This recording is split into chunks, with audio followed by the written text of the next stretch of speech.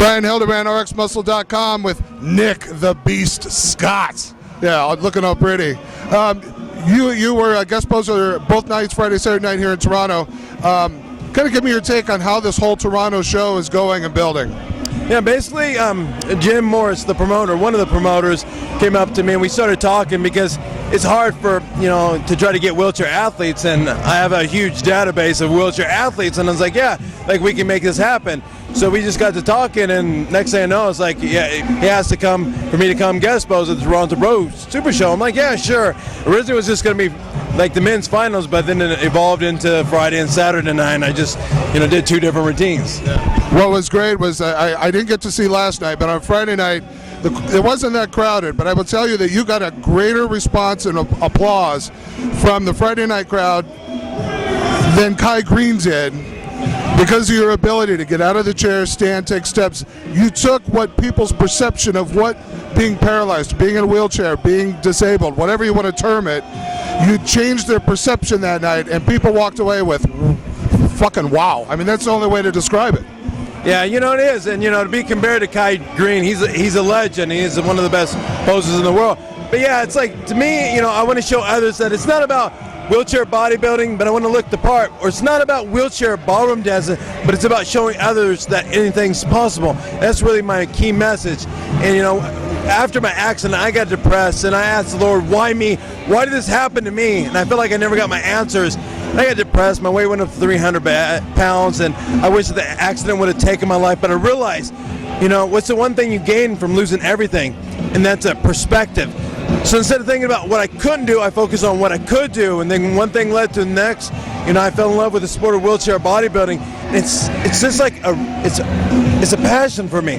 It's something inside me that just says, do this and just make it happen. It took me 6.5 years to get up and finally walk to that point. But I've been in the chair for 15 years. But it just shows others that anything is possible. Regardless of my struggles and all the obstacles and challenges I face, it's worth it to be able to show others to be the best that you can be. And you provide tremendous inspiration wherever you go. There's no doubt about it. Your charisma, your ability to take what you have and make the best of it is absolutely amazing, and I'm proud to have met you. So thank you very much for that. Now, you had some pretty awesome news that we talked about on Friday with wheelchair athletes and trying to increase the exposure, trying to bring more of the guys into the pro ranks. Yeah, right now there's 16 IFBB Pro wheelchair bodybuilders in the world. As of right now in the world, there's only there's two shows that are actually IFBB Pro qualifiers for the wheelchair division. Now, international wheelchairs, there's only 3 approved for IFBB Pro status. I got a 4th one in the process, looking into getting pro status, but that's a different process. He's from Turkey, and that'll be number 17 if he get approved. But right now, it's the Wheelchair Nationals and the USA Wheelchair Championship that are the only 2 pro qualifiers. Now, the goal is here, there's only one IFBB Pro wheelchair division championship in the world, and that's Lee Thompson's show. The IFBB Pro wheelchair division is added to the Houston Pro Show, and that's in October. But the reason why I'm here is that merge that it's for 2014 at the Toronto Pro Super Show to bring the 2nd pro wheelchair division here. That way there's going to be 2 shows around the world.